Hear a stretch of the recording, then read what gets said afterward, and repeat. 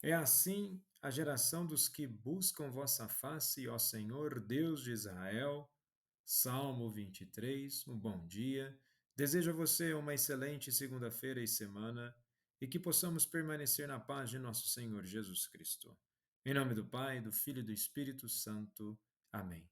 Recorramos sempre à poderosa intercessão de Maria Santíssima, nossa Mãe, e de São José, o Justo. E buscar a face de Deus é constantemente buscar a Deus em todas as coisas da vida, identificando a vontade de Deus naquilo que nós fazemos e buscando vivenciar de acordo com a vontade de Deus. E na liturgia de hoje celebramos o ofício da memória de São Martinho de Tours. Ele tem um exemplo muito bonito de conversão e de vivência cristã, onde ele é um soldado e uma certa vez ele encontrou um mendigo tremendo de frio. Sem hesitar, Martinho cortou sua capa ao meio e deu metade ao mendigo para aquecê-lo.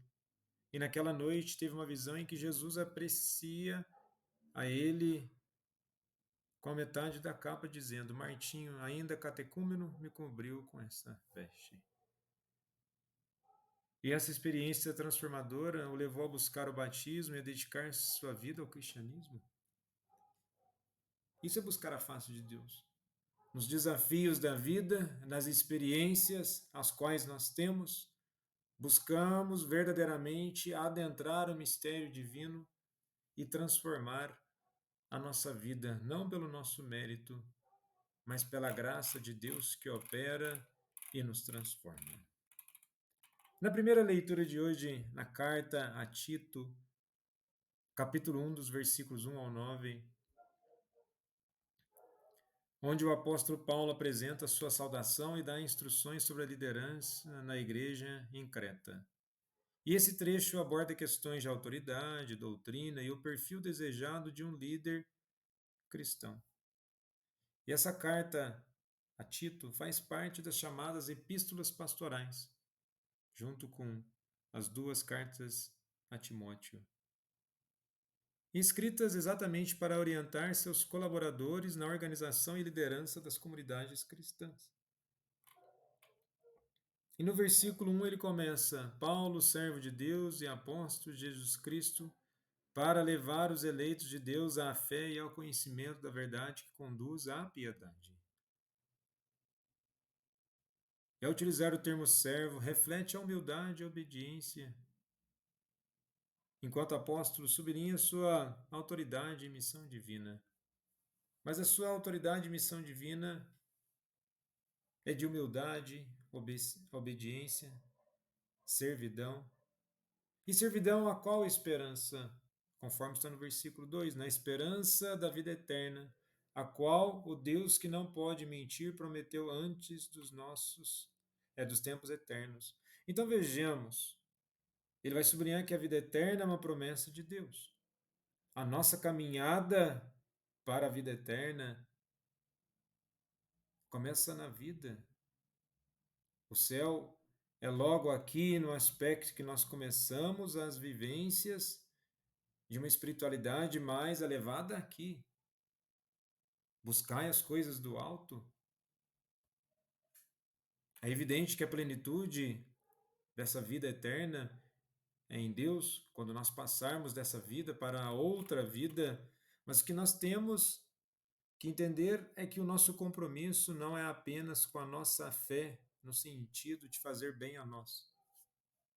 O nosso compromisso é com Deus e que a nossa vida seja uma vida de testemunho, de compromisso e responsabilidade perante a fé que nós temos.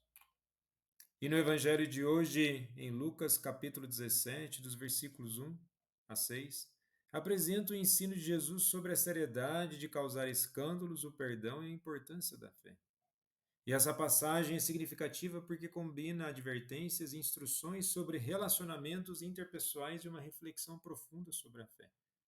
Então, se na primeira leitura Paulo está orientando as lideranças, aqui Jesus está dando um ensinamento para que tenhamos noção da fé a qual nós abraçamos e que a nossa forma de vivenciar a fé não seja motivo de escândalo, muito menos de polêmica.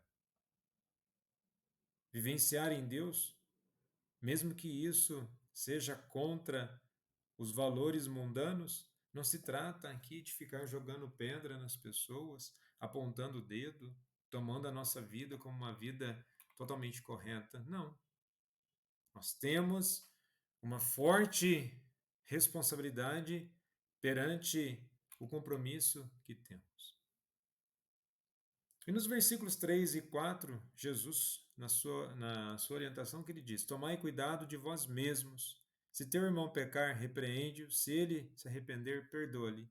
Se pecar contra ti 7 vezes num dia e 7 vezes vier a te dizendo: Estou arrependido, tu deves perdoá-lo. Vejamos a questão do perdão e a reconciliação. Muitas vezes, hoje, pela correria ou pelas coisas corriqueiras da vida, nós corremos um risco de entrar no automatismo, ou seja, ver as coisas tão automáticas, esquecendo dessas dimensões do perdão, da caridade, da reconciliação.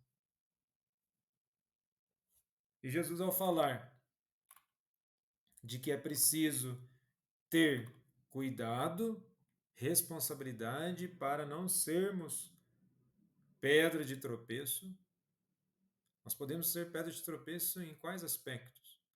Muitas vezes podemos ficar no caminho das pessoas que querem vivenciar a sua fé, ou o nosso contra-testemunho pode ser um sinal grave de distanciamento da fé, e isso influencia as pessoas.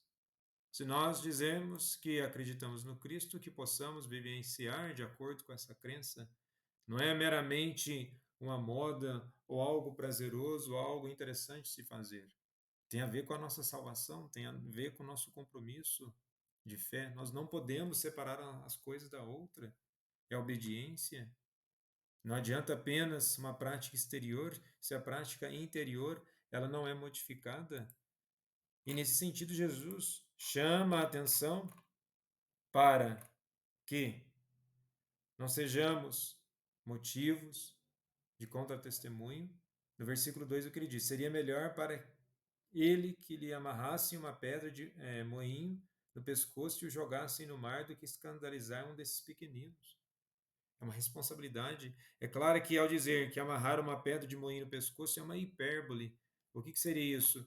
É um exemplo de exagero, a hipérbole é nesse sentido, mas Jesus quer transmitir a seriedade e a gravidade do pecado de causar a queda espiritual de alguém, especialmente aqueles que estão na fé. E a escolha da pedra de moinho como imagem é intencional, porque simboliza um fardo insuportável e uma morte certa, sublinhando que é melhor enfrentar tal destino do que ser responsável por afastar alguém de Deus. A nossa vida, o nosso exemplo, tem que ser responsável para atrair as pessoas para próximo de Deus. Não devemos ser causa de divisão desnecessária, escândalos e comentários inúteis, mas simplesmente sermos sal da terra e luz do mundo. São Martinho de Tours, rogai por nós. Jesus, manso e humilde de coração, fazei o nosso coração semelhante ao vosso.